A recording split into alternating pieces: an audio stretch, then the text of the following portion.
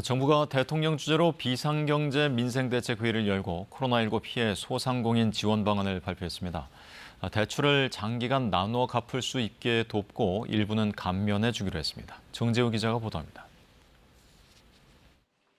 금융위원회가 오는 9월 정부의 코로나19 금융지원 종료에 맞춰 소상공인과 청년 등 취약계층의 금융부담을 줄여줄 방안을 내놨습니다. 먼저 한국자산관리공사가 여러 금융사로부터 부실이 우려되는 30조 원 규모의 소상공인 부채를 넘겨받은 뒤 최장 3년 동안 이자만 갚는 기간을 주고 최대 20년에 걸쳐 빚을 갚도록 할 계획입니다. 대출 금리는 종전보다 내리고 90일 넘게 연체될 정도로 사정이 좋지 않다면 심사를 통해 원금의 60에서 90%가량을 감면해 주기로 했습니다.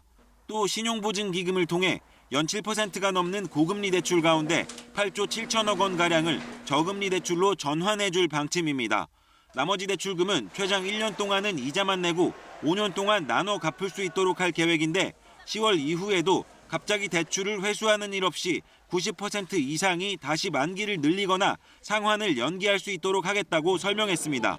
주택 관련 대출 부담 완화를 위해선 변동금리 주택담보대출을 고정금리로 전환하는 안심전환 대출 공급을 기존 20조 원에서 25조 원으로 늘리기로 했습니다.